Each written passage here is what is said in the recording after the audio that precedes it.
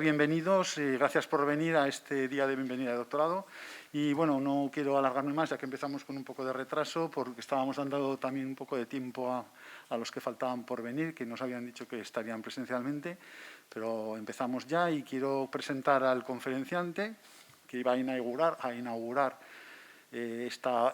este día de hoy, esta jornada que consta de esta conferencia y luego de un curso que damos con la profesora Miriam Zarazaga, un curso de cómo es los estudios de doctorado en la universidad, unas pautas básicas. Entonces, como digo, voy a introducir o voy a presentar al conferenciante, que es pues, un compañero de la casa, es profesor de aquí, de la Universidad de La Rioja, aunque él hizo los estudios de licenciatura, los acabó en la Universidad de Zaragoza. Luego hizo la tesis aquí en el 1992, acabó esos estudios. Luego en el 97 ya hizo la tesis aquí en la Universidad de La Rioja, la defendió en ese año, en el 97. Estuvo también con una estancia postdoc en una importante universidad americana, una de las más importantes, la Universidad de California en Berkeley. Y posteriormente, por cierto, la tesis doctoral la hizo con una beca FPU, como a lo mejor la que tenéis alguno de vosotros. Y luego, posteriormente, como postdoctoral, pues, consiguió también una prestigiosa beca Ramón y Cajal, que disfrutó desde el 2004 hasta el 2008. Entre la lectura de tesis en el 97, o mejor dicho, en el 99, que en el 98-99 es cuando hizo la estancia en Berkeley, hasta el 2004 pues, estuvo desempeñando distintas labores de profesor en Zaragoza como ayudante doctor, en la Universidad de Zaragoza como ayudante doctor y también aquí, en la Universidad de La Rioja, y ya definitivamente se incorporó como profesor en el 2007 a la Universidad de La Rioja. Bueno, la trayectoria de Héctor Busto es una trayectoria científica muy, pues, una gran cantidad de publicaciones. También ha contribuido a la formación de investigadores, ha dirigido 9 tesis doctorales y ha participado en numerosos proyectos de investigación importantes de ámbito nacional, algunos dirigidos por él, pero yo también quería destacar pues, otra labor que pues, hacemos muchos profesores de aquí y él en particular hizo. Fue también gestor, se dedicó a la gestión estuvo en varios cargos universitarios, en concreto en 2 que yo quiero destacar. Uno como director de estudios en el grado de Química, cuando empezaron los grados de Bolonia en el 2009 hasta el 2014.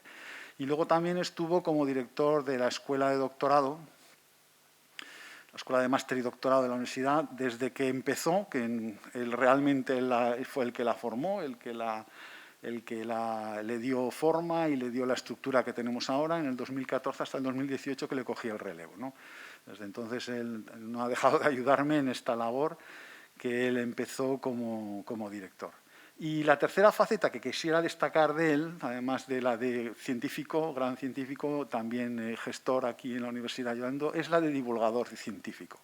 Algo que de verdad se nos demanda cada vez más, que es necesario cada vez más por parte de los científicos investigadores de cara a la sociedad. Él ha sido también un gran divulgador científico, también ha echado a andar, ha participado en la introducción de importantes iniciativas, como por ejemplo la implantación de tesis en 3 minutos aquí en Campus Iberus. Campus Iberus es un consorcio de universidades del Ebro, de 4 universidades, entre las cuales está la Universidad de La Rioja. Pues él participó con el grupo de Campus Iberus en la celebración de este concurso de tesis en 3 minutos, que es fundamentalmente de divulgación de la investigación de los doctorandos. También introdujo en Logroño, en particular, puso a Logroño dentro de la red de Pint of Science, que es una iniciativa creada en el 2012 por científicos británicos y que se celebra durante 3 días de mayo en distintas ciudades de todo el mundo. Esta iniciativa consiste en llevar a los bares y a sitios así pues, de acceso de la gente en general, llevar la divulgación de la investigación y la ciencia. Allá ha ido Héctor con otros que le ayudaron entre todos, organizaron esta iniciativa en Logroño, que resultó ser muy exitosa, de divulgar en un bar la investigación última o de las últimas investigaciones que estaban haciendo distintos científicos que fueron invitados durante 3 días a contar sus cosas en bares, ¿no? De paso que se tomaba una cerveza. Y otra importante iniciativa de divulgación que quiero destacar, y ya no me voy a alargar más y le dejo paso a él para que os cuente cosas muy interesantes que os va a contar, sobre todo de cara a eso, a hacer el doctorado. La tercera iniciativa que también él creó junto con su equipo, con el equipo que normalmente es el concurso científico literario para estudiantes de tercero o cuarto de la ESO y primero y segundo de bachillerato. Es un concurso científico que es puede participar estudiantes de toda España y que tiene como fin, pues efectivamente, también divulgar la ciencia. No os voy a contar en qué consiste, pero lo podéis ver en la página web. Bueno, esta labor de divulgadora de Héctor, pues es, como veis, importante. Ya paro aquí de contar cosas de esa labor, igual que he parado con la de gestión y la de científico y de investigador. Y bueno, pues nada más, sin más, te doy paso para que les cuentes la charla. Doctorado en busca del arca perdida. Vale, muchas gracias, Jesús. Muchas gracias por la invitación a esta bienvenida, ¿no?, en las jornadas de bienvenida del doctorando para dar la conferencia inaugural. Y muchas gracias también por las entrañables palabras que demuestran ya que uno se va haciendo ya… Bueno, las canas ya son reflejo también que va teniendo ya más pasado que casi que futuro. Pero bueno, con ganas todavía de hacer cosas en las tres, más o menos, funciones que has comentado.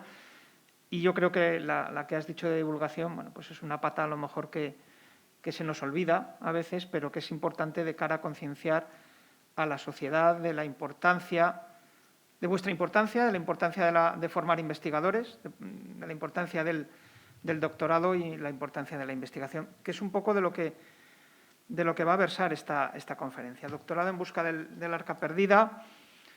Bueno, conoceréis todos la película mítica, incluso algunos la simbología del arca, ¿no? Buscar algo que nos refuerce, con aspectos en este caso un poco mágicos, ¿no? Pero la idea que quiero transmitir es que el doctorado puede ser una de esas arcas, ¿de acuerdo?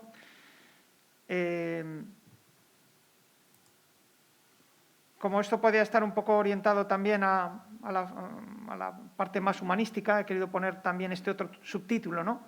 En busca de la isla de la estabilidad.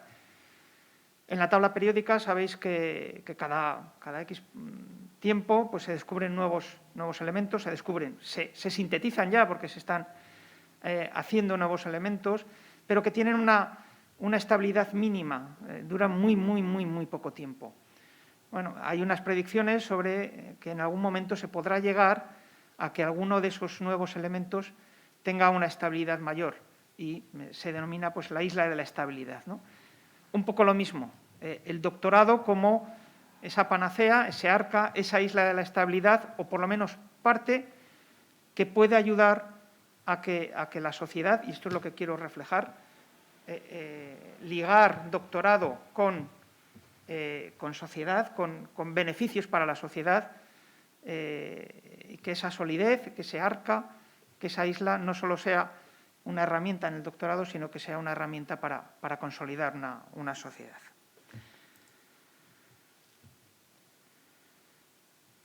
En 2008 sufrimos la que se ha bautizado como Gran Recesión. Cuando estábamos en esa época, 2008, 2009, 2011, parecía que era una crisis como la que nunca habíamos vivido y nunca íbamos a vivir. Y resulta que de unas características totalmente diferentes, pero ahora, bueno, esto lo he bautizado yo así, la gran pandemia en el 2020. Justo después de 2018, y es el dibujo que salía ahí, Antonio Muñoz Molina, del que hablaré un poquito más adelante, publicó un libro que se titulaba Todo lo que era sólido, echando un poco de menos esa supuesta solidez que tenía una sociedad antes de esa crisis, ¿no?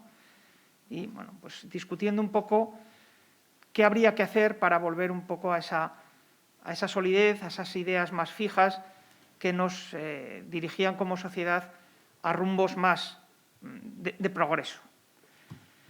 Eso lo escribió después de todo aquello del 2008, pero parece que poco ha cambiado, ¿no? Con esta crisis que estamos viendo, y vamos a ver datos que evidentemente a nivel económico pues, nos está suponiendo muchísimo más que la gran recesión. Y esta es la variación interanual. La foto fija de hace, supongo, unas semanas o un mes. Es posible que incluso ahora esté más la variación interanual del PIB aún peor. Tenemos que esa crisis del 2008 supuso una bajada que ya veis, ahora parece casi hasta ridícula, ¿no? Ya veis que la gráfica se tiene que cortar porque no hay suelo todavía o sería demasiado grande para la presentación y no cabría. Está claro que estamos en un tipo de crisis diferente, que es evidente que a lo mejor cuando el tema de la pandemia pues, se resuelva, la salida puede ser relativamente diferente y a lo mejor más fácil o no. Y también hay que ver cuánto dura esto, porque ya estamos viendo que evidentemente esto va para largo. Bien, ¿qué es lo que pasaba en España o qué es lo que pasa, ¿no? Esto es del suplemento 5 días, del periódico 5 días. ¿Qué sectores aportan más al PIB y al empleo en España? Y veis los dos primeros. Si en la crisis del 2008 la construcción, una crisis fundamentalmente de depósitos, de dinero, hipotecaria, la construcción se vio muy afectada. Precisamente nosotros teníamos como país un punto fuerte en la construcción. Ahora lo que se está viendo afectado es el turismo, justo también otro de los pilares de nuestra economía. Y el que veis el tercero de salud realmente no es salud de lo que podamos a lo mejor entender potencia biosanitaria, sino, y vamos a verlo ahora en otros gráficos, más de servicios. Esto es del 2015 por sectores, los componentes por sectores al PIB. Sector primario 2,5, industria 17, construcción 5, cerca del 75% servicios. Esta es la base, en el 2015, no creo que haya variado mucho, de ese sistema productivo que muchas veces y lo comentaré un poco más adelante, se ha hablado de cambiar, pero esta es la base de nuestro sistema. Y en concreto ahora con el turismo vamos a ver dos gráficas muy similares.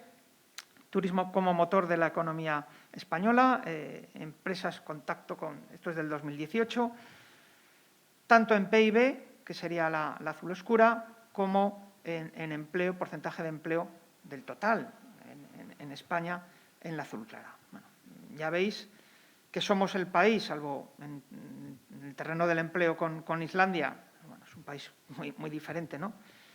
Poco comparable, pero comparándonos con otros países del entorno, incluso con países con potencia turística como Italia, como Grecia, pues bueno, nuestra dependencia tanto del PIB como del empleo, pues es muchísimo más alta. Bien, esta siguiente refleja un poquito lo mismo, es del 2016, con datos de la OCDE y volvemos a estar ahí a la cabeza con el tema del turismo.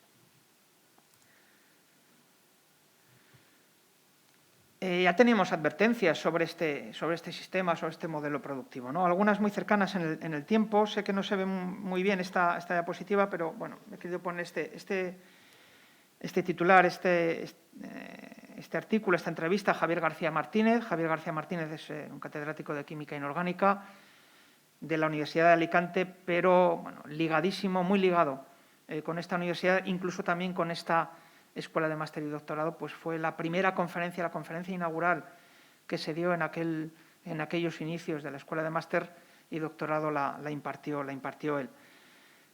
Cada cierto tiempo, pues los medios de comunicación suelen hacer eco de algunas de sus acciones. Actualmente es el presidente electo de la mayor organización mundial de química.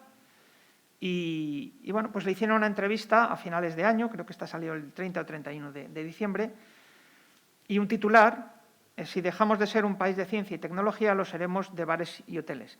Titular que tuvo cierta polémica en redes sociales, suscitó cierta polémica por decir, bueno, ¿qué pasa? Que se está desprestigiando el sector hostelero.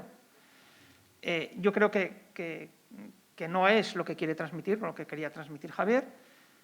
lo que quería transmitir Javier es que no podemos depender o no podíamos depender exclusivamente o tener ese sistema productivo con un pilar tan fuerte solamente en el turismo.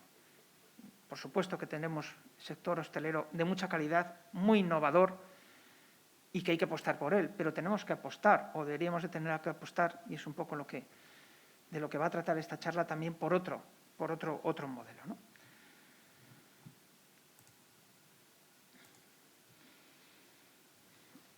Esto fue justo antes de la pandemia, pero tenemos otros ejemplos más lejanos en el tiempo.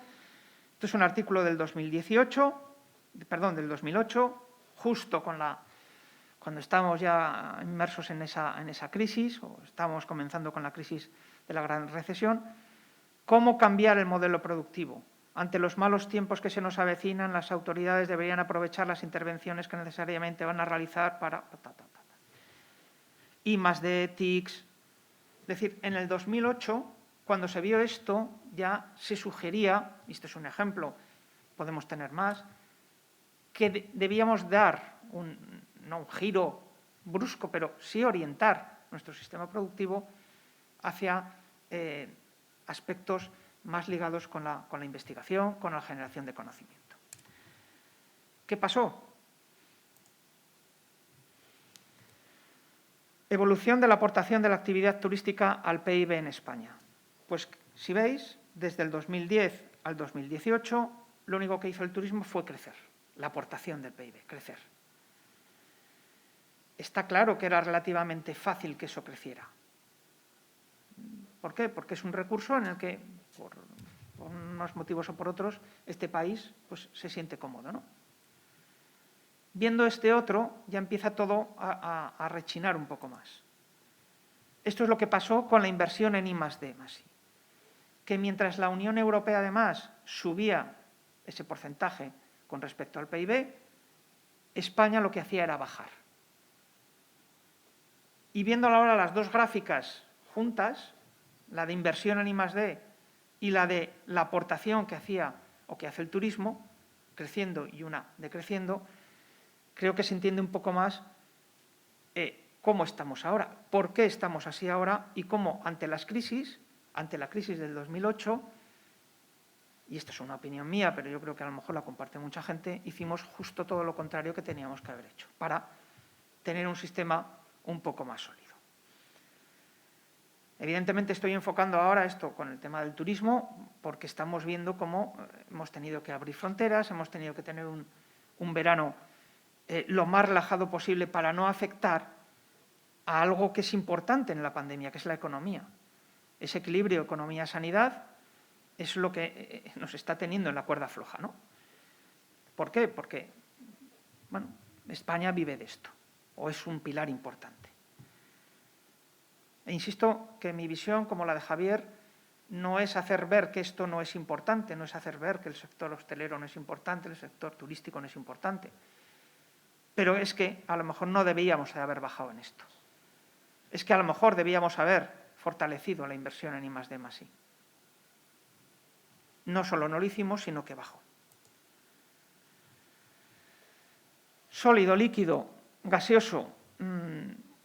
Estos adjetivos que son muy químicos se utilizan mucho estamos en un estado de política líquida, política gaseosa, para afirmar o sentenciar la supuesta bondad de determinadas acciones, ¿no? Sobre todo, bueno, cuando nos referimos a algo sólido, pues como algo firme, algo que nos puede generar unos pilares sobre los que construir, cosa que en estado líquido, en estado gaseoso, pues sería imposible.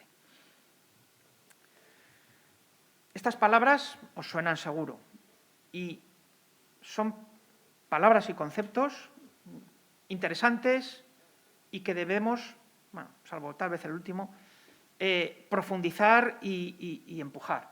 Innovación, empoderamiento, emprendimiento, coaching, pero que son palabras que si no tienen detrás una innovación tecnológica, un emprendimiento sobre bases de generación de conocimiento, realmente no dicen nada o dicen muy poco. Bueno, os he puesto aquí el anuncio del maestro Soidou, que yo creo que aplica perfectamente todas estas innovación, empoderamiento, emprendimiento. Curandero vidente soluciona los problemas por difíciles que sean, especialista en el amor. Regreso de la pareja de forma inmediata, atracción de clientes, ya veis que le da todo. Negocios, quitar el mal del ojo, eso es importante, eso es innovación. Impotencia sexual, poder, encontrar trabajo, exámenes, suerte en el juego. No esperes más, llámame para cualquier problema. Se hacen trabajos a distancia, o sea, ya era un visionario de desplazamiento posible. Resultados rápidos y garantizados en 3 días. Bueno, vemos esto, y evidentemente esto es una exageración, pero estas cosas existen. Esto no… paseamos por la calle y muchas veces vemos anuncios de este estilo que, si están, es porque hay gente que los utiliza. A esto le podemos aplicar las palabras que tenéis al lado, pero no vale de nada. No vale de nada, y este anuncio a lo mejor os suena, es un anuncio emblemático de Pirelli, con el velocista Carl Lewis con unos tacones en suelo húmedo. La potencia sin control no es nada. ¿Vale? Mucha innovación, mucho empoderamiento, Si no tenemos algo sólido detrás, si eso no está sustentado en fuentes tecnológicas, en fuentes de generación de conocimiento, de ciencia, estamos vendiendo humo.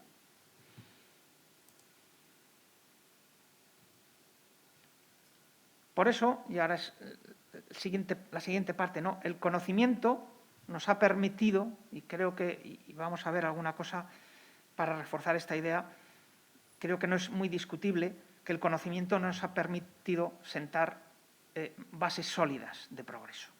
Bueno, aquí tenéis en este cuadro cómo se trataban antes las enfermedades. Se hacían sangrías porque no había una medicina, no había métodos, no se sabía por qué surgían las enfermedades. Bueno, pues una de las formas era quitar sangre, ¿no? Hemos avanzado. Este dibujo también es muy significativo sobre eso. 2 hombres en una caverna, en la prehistoria. Algo no va bien. Nuestro aire es limpio, nuestro agua pura, hacemos muchísimo ejercicio, nuestra comida es orgánica y sin enjaular. Y aún así, nadie vive más de 30 años. Está claro, y vuelvo a insistir también, esto no significa que el respirar aire puro, el que el agua sea pura, no sea importante. Pero solo eso no nos ha permitido vivir o tener la esperanza de vida que tenemos ahora.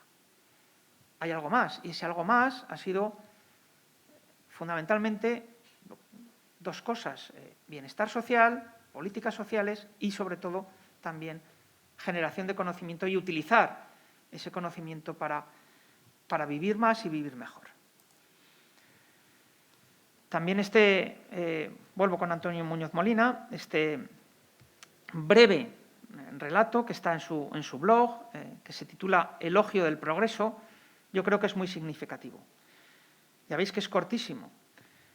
Basta recostarse en el sillón del dentista para que se le cure a uno cualquier nostalgia de paraísos pretecnológicos perdidos. Cualquier tiempo pasado anterior a la anestesia fue pavoroso. Creo que refleja bastante bien todo esto que os estoy contando, ¿no? Nos imaginamos ahora en el dentista y nos imaginamos sin anestesia. Bueno, pues eso que es relativamente anecdótico lo podemos extrapolar a muchísimos otros campos en los que ahora pues, estamos incluso demasiado bien acostumbrados. De hecho, una de las cosas que está pasando con la pandemia es que hay mucha gente que está pidiendo a la ciencia cosas muy rápidas. ¿Y por qué? Porque estamos muy acostumbrados a poder tenerlas. Pero bueno, muchos lo sabréis, ¿no? ¿Cómo funciona esto? No funciona a toque de clic. Y estoy ahora con dos libros, uno de Steven Pinker, en defensa de la ilustración, relativamente recientes, y otro de Yuval Noah Harari, Homo Deus y también Homo Sapiens, que, aunque desde diversas perspectivas, incluso a lo mejor encontradas entre ellos mismos y polémicos con otros pensadores, pero apuestan o definen un poco el éxito que ha habido en los últimos, sobre todo, 150, 100 años, basado en lo que comenta Steven Pinker en el subtítulo, ¿no? En defensa de la Ilustración por la razón, la ciencia, el humanismo y el progreso. Todo esto, y Yuval lo comenta en su libro también, nos puede llevar a encrucijadas que deberemos sopesar, ¿no? Hacia dónde vamos.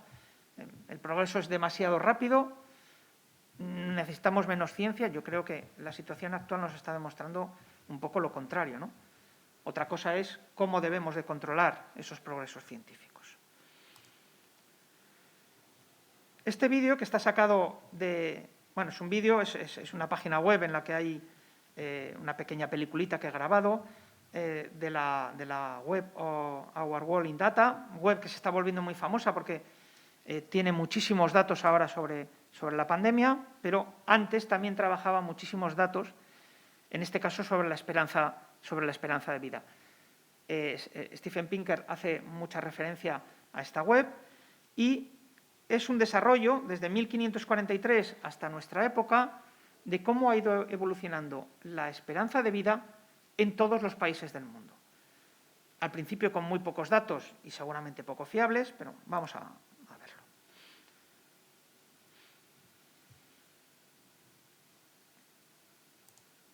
Bueno, lo paro un poquito simplemente para que veáis en función del color. Estamos hablando color rojo oscuro, menos de 30 años. Estamos hablando ya en azules, violetas, 80-85 años de esperanza de vida. Estamos en 1900 y observar los colores. No hay ningún color verde, no hay ningún color azul en ningún país del mundo. Y estamos ya en siglo XX. Antes de la gripe española y antes de la Primera Guerra Mundial, que evidentemente todos estos eventos hacen bajar. Empezamos a tener verdes. Veis los continentes y veis que el continente africano, fundamentalmente, Asia, están en colores todavía rojos, marrones. Me paro aquí. Ya tenemos colores azules, pero quiero que os fijéis que incluso los países en vías de desarrollo y subdesarrollados aumentan la esperanza de vida. Es decir, el tren tractor que genera este aumento de esperanza de vida, que evidentemente en los países ricos es mucho mayor, pero también tira de los países en vías de desarrollo. Acabando ya en 1919 con colores azules intensos, y esto que tiene África ahora no tenía ningún país europeo a principios del siglo XX, esta esperanza de vida. Yo creo que es muy interesante los datos que hay aquí y esta gráfica muy interesante.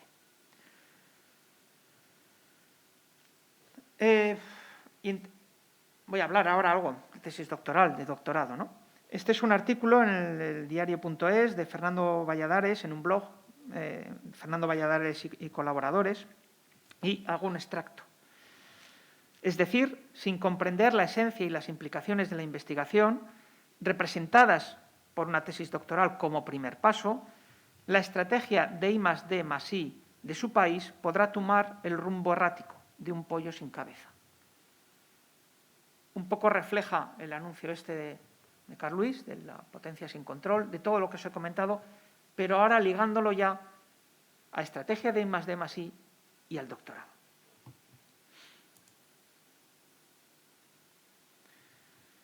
Sin embargo, después de todo lo que he plasmado aquí, de lo que hemos visto, de lo que vosotros estoy convencido que pensáis, sin embargo, se sigue dudando de la ciencia y desconociendo el método científico.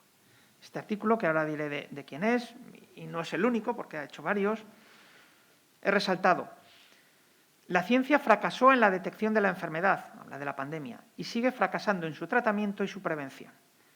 Bueno, no me voy a extender más porque es un artículo de Arcadi Espada. Tuvo otro hace también unos meses criticando el papel de la ciencia y, sobre todo, yo lo que reflejo ya no es desconocer fundamentos científicos, que yo creo que en el siglo XXI todos deberíamos de entender de cosas científicas, sino es desconocer cómo funciona el método científico. Y eso me parece incluso aún más grave. No es algo anecdótico. Yo creo que, y os lo he comentado antes, el tema de la pandemia y el tema de que se vea que no tenemos una solución inmediata, de que la vacuna puede durar en tener una vacuna fiable 1 año, 2 años, 3 años, está haciendo que haya mucha gente escéptica de cómo funciona la ciencia. Y yo creo que esto es muy peligroso. ¿Dónde encontramos estas bases sólidas?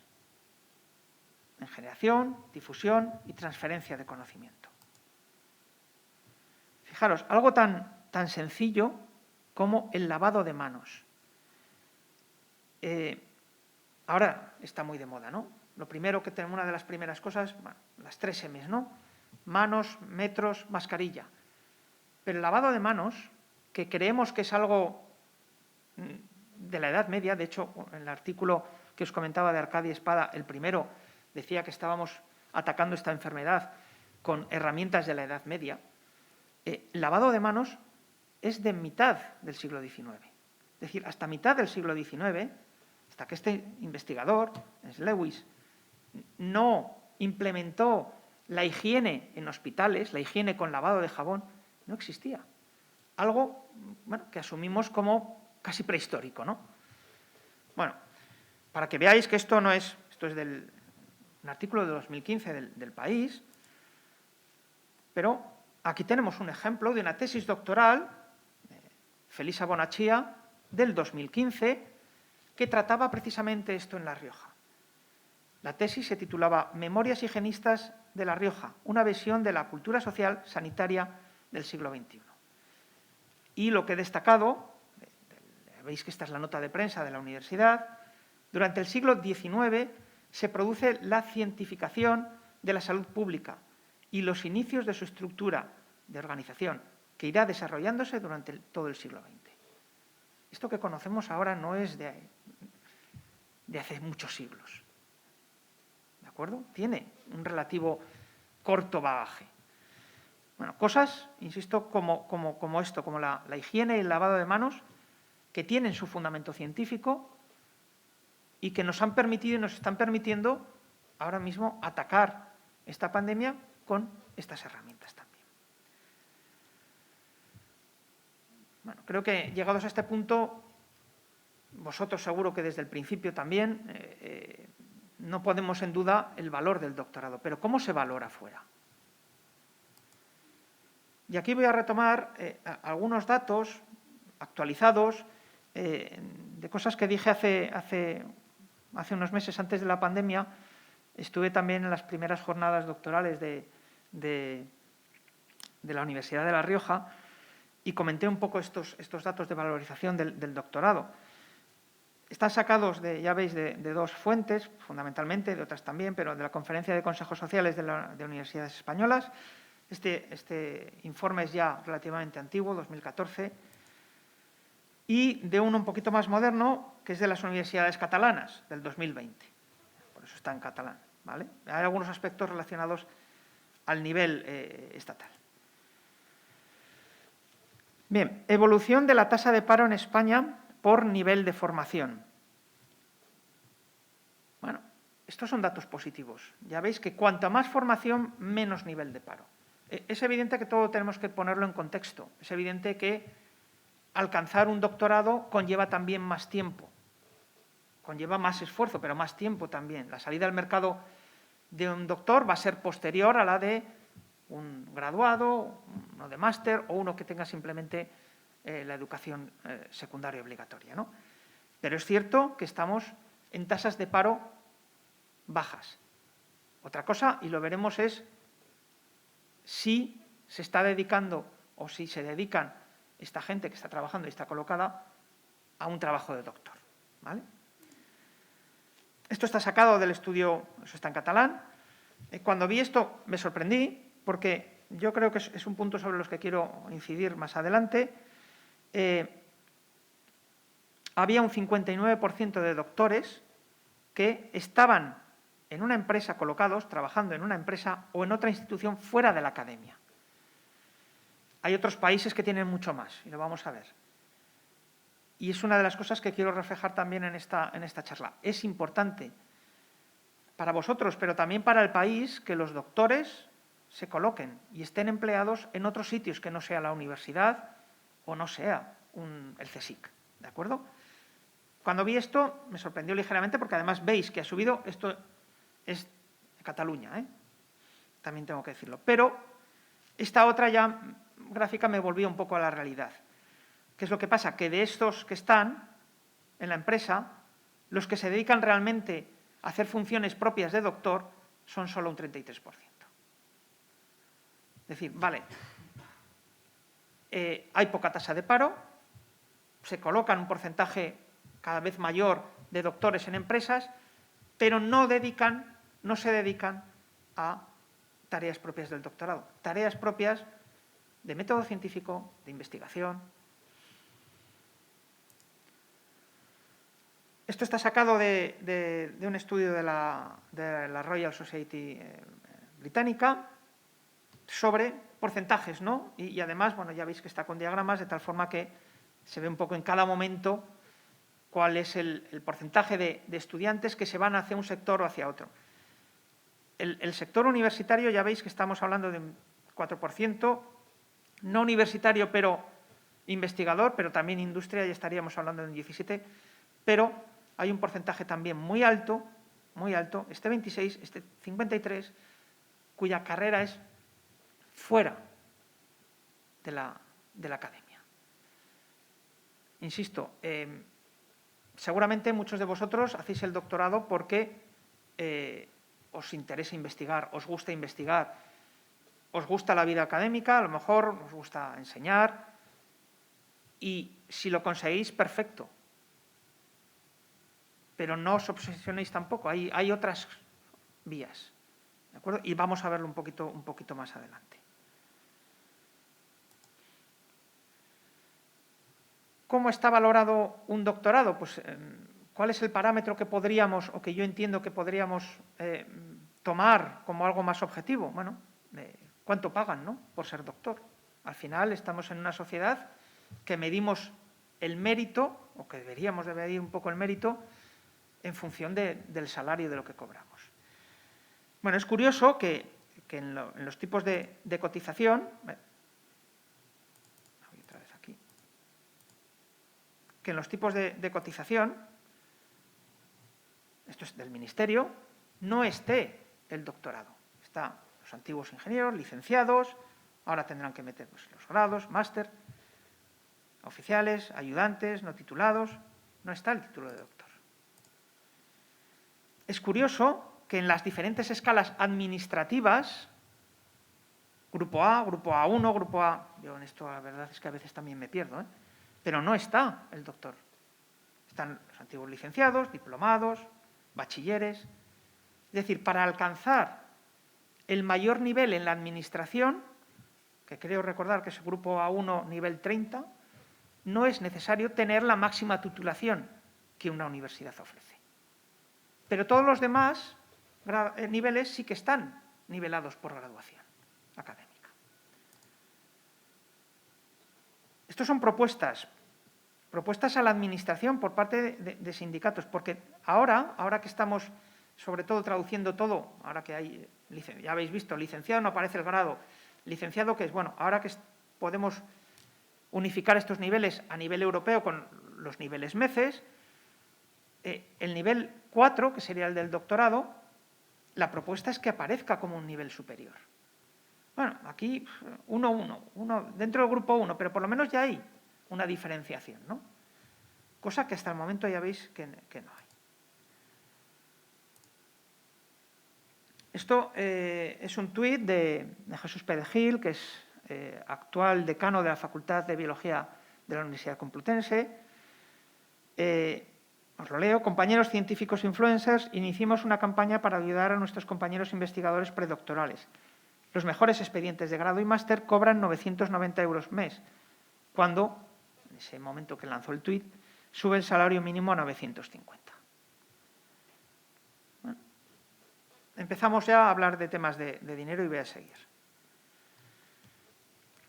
Esta es la tabla de retribuciones laborales de la Universidad de La Rioja. Ya veis, también es algo que yo creo que lastramos del pasado, ¿no? Tantos complementos, tantos… Al final uno se pierde. Bueno, sueldo base, ayudante doctor, ¿sabes? El sueldo base es el mismo. Los complementos son los que van variando. No os preocupéis que luego he hecho un resumen, porque si no aquí es casi imposible ver, ¿no? Pero profesor titular, el sueldo base es el mismo, lo que aumenta son los complementos de destino y complementos específicos.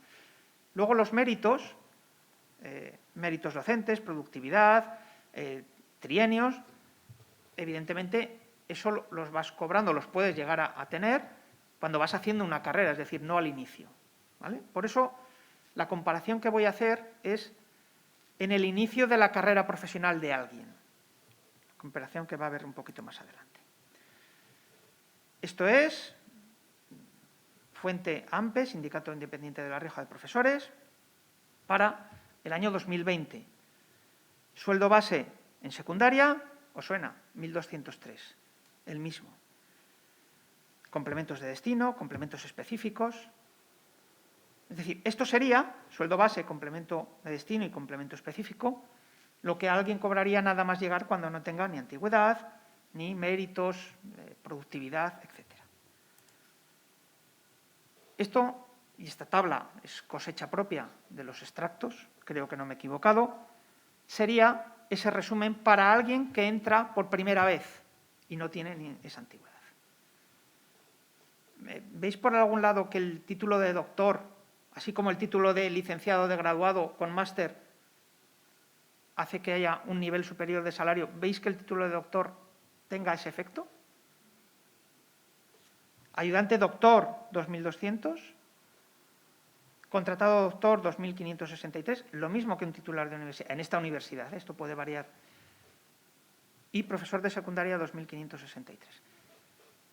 Insisto, he puesto profesor de secundaria, no quiero con esta comparativa, comparar profesiones, ¿de acuerdo? Simplemente estoy comparando o quiero llamar la atención sobre los sueldos bases en función de la titulación.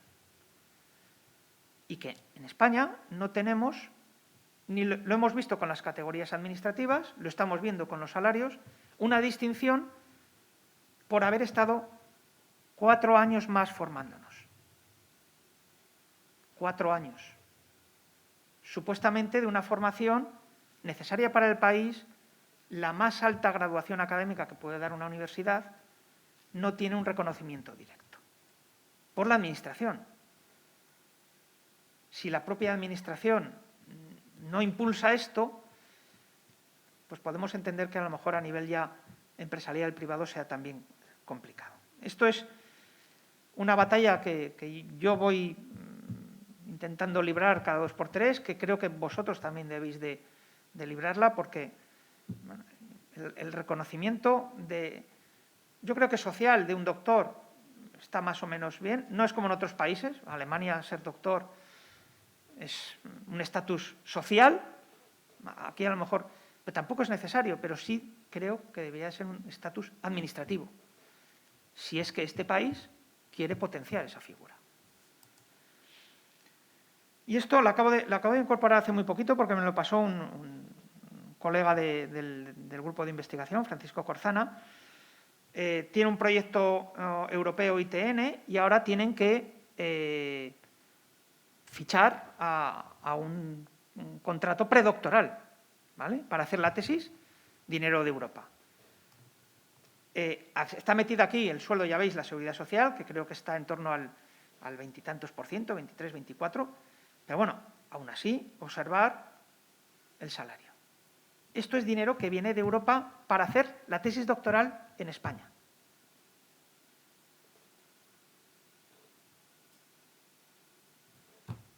Bueno, ahí lo dejo.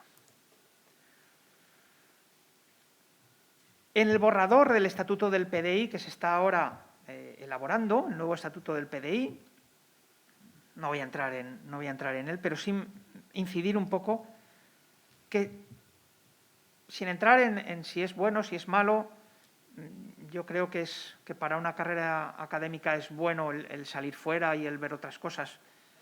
Bueno, se está requiriendo o se quiere requerir 9 meses en el transcurso de la trayectoria académica de estancia fuera de la universidad a la que el candidato va a postularse como profesor. ¿A qué me refiero? Que es que, además, no solo tienes que ser doctor, porque todas estas figuras, ayudante doctor, contratado doctor, profesor titular de universidad o las que vengan, es requisito indispensable ser doctor y, además, haberte formado fuera. Es decir, cada vez más requisitos, el sueldo base el mismo. La otra pata de esta conferencia, ¿hay vida más allá de la academia? Yo creo que es importante. No hay demasiados doctores. No hay demasiados doctores. Esto es datos de la OCDE, creo. Recordar, porcentaje sobre población laboral entre 25 y 65 años en países de la OCDE. ¿Dónde está España? Aquí tenéis España. El 0,7% de la población en ese rango son doctores. Bueno, Estados Unidos, Alemania, nos doblan. O sea, que no nos vendan que hay demasiados doctores. Cuando se enseña a lo mejor este gráfico, la siguiente es que el mercado español no es capaz de… Bueno, pues a lo mejor es que… ¿Cuál es el objetivo de este país? Y vuelvo a los titulares que hemos visto antes. No hay demasiados doctores y lo que queremos es ser un país pues, como Alemania, como Corea del Norte. Al principio de la pandemia, enseguida nos comparamos con Alemania, con Corea del Norte. Están haciendo muchos test. ¿Cómo es posible que han parado el virus? Nosotros no. ¿No? Las empresas biotecnológicas de esos países eran muy potentes. Es que eran ellos los que hacen los reactivos para la PCR.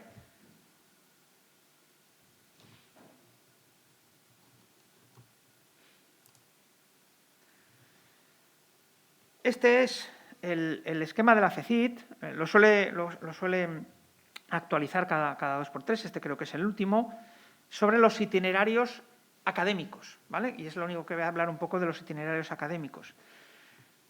Para llegar a ser, pues, un profesor o un investigador consolidado permanente. Ya veis que la carrera es larga. Para al final estar como titular de universidad y empezar cobrando lo que habéis visto. 4 años haciendo la tesis. Bueno, aquí lo de 5 años de postdoc, esto va a depender mucho de las diferentes campos en los que estéis, ¿vale? Pero es cierto que aquí estarían, y me voy a centrar un poco en los contratos a nivel estatal, los Juan de la Cierva de Formación, Juan de la Cierva de Incorporación, posteriormente Ramón y Cajal. Al Ramón y Cajal se le está añadiendo ya Beatriz Galindo, que ya veis que tiene un rango incluso un poquito superior al Ramón y Cajal, se le exige docencia en el extranjero, para al final consolidarse. Siempre con salidas, ya veis, en cada paso, con salidas a fuera de la academia.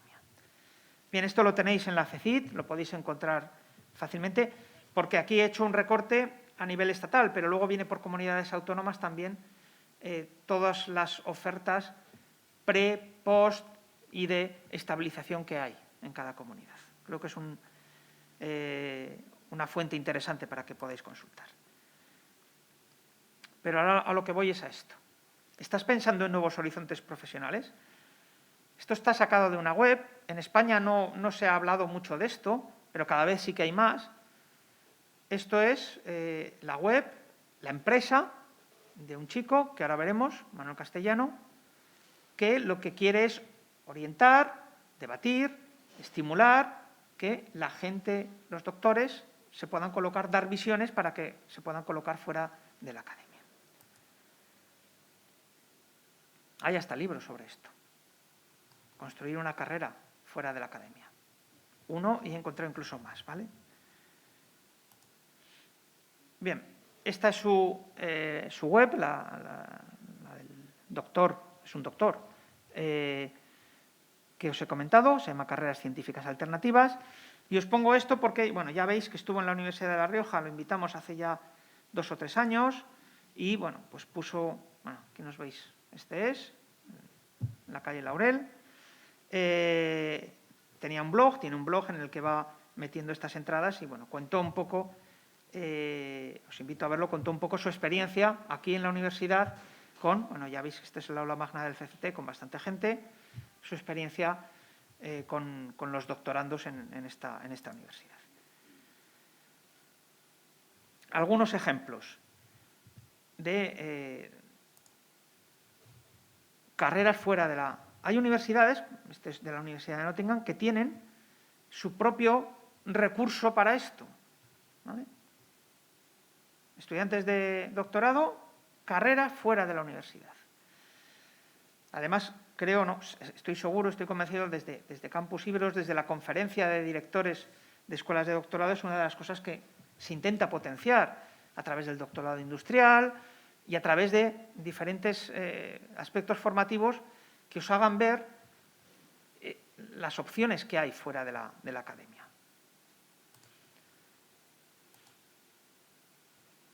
Esto está sacado prácticamente todo, algunas cosas de este blog. Divulgar ciencia gratis. Hasta ahora divulgar ciencia parecía que era...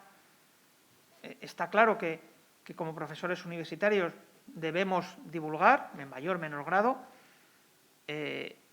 pero cada vez hay más nicho de mercado en profesionales de la divulgación, a todos los niveles. Cuando hablo de divulgación científica, no quiero que creáis que estoy hablando solo de ciencias experimentales, ¿de acuerdo? Estamos hablando también de humanidades.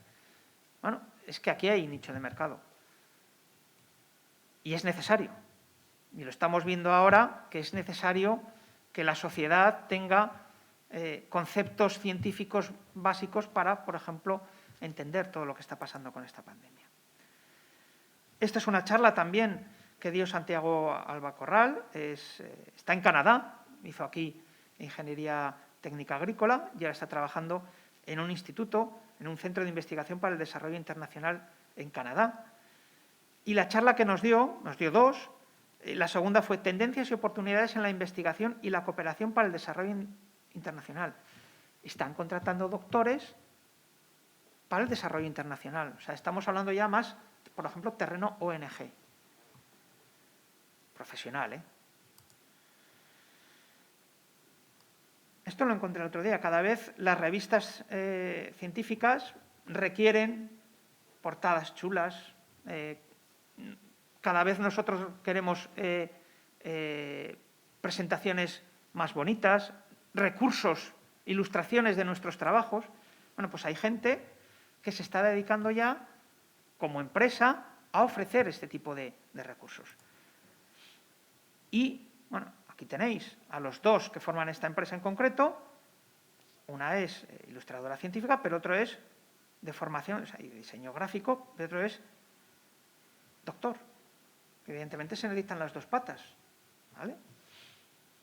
Un doctor en una empresa de diseño e ilustración gráfica científica. Humanidades. Este creo que es un artículo de Conversation. Bueno, cómo las humanidades pueden remover la cultura universitaria fuera, los doctores en humanidades, fuera del ámbito académico.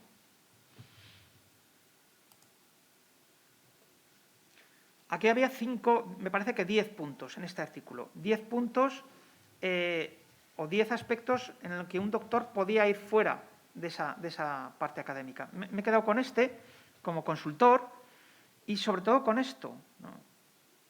Hace 10 años la mayor parte de las firmas consultoras empleaban MBAs.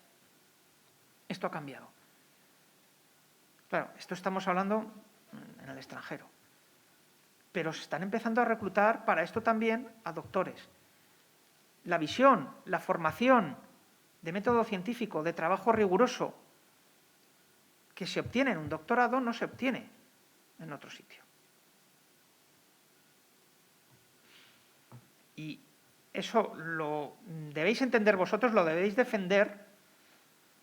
Cuando lleguéis a casa y os pregunten, o familiares, ¿qué tesis estás haciendo? Y a lo mejor le digáis el título raro y legible de una tesis o muy concreto, un aspecto histórico muy concreto. Bueno, ¿y eso para qué sirve, no? No solo sirve porque estoy generando conocimiento donde no lo había, me estoy formando como investigador. Con un aspecto muy concreto, sí, pero eso me va a servir para abordar muchísimos más problemas. ¿Dónde encontrar más? Bueno, pues aquí tenéis el enlace a la web que os he comentado antes de Carreras Científicas. Hay un listado de enlaces, todos a webs extranjeras, pero exclusivamente dedicadas a encontrar o buscar perfiles, trabajos fuera de la visión académica. Voy acabando. ¿Dónde encontrar más información? Lo tenéis en la web de la EMIDUR. Estas 3 charlas que os voy a indicar. Esta, no la tenía. Sí. Doctora, investigadores. Bueno, ahí estoy yo presentando la primera bienvenida del doctorando con Alberto Ruiz, que fue el primer conferenciante que nos dio una charla de bienvenida.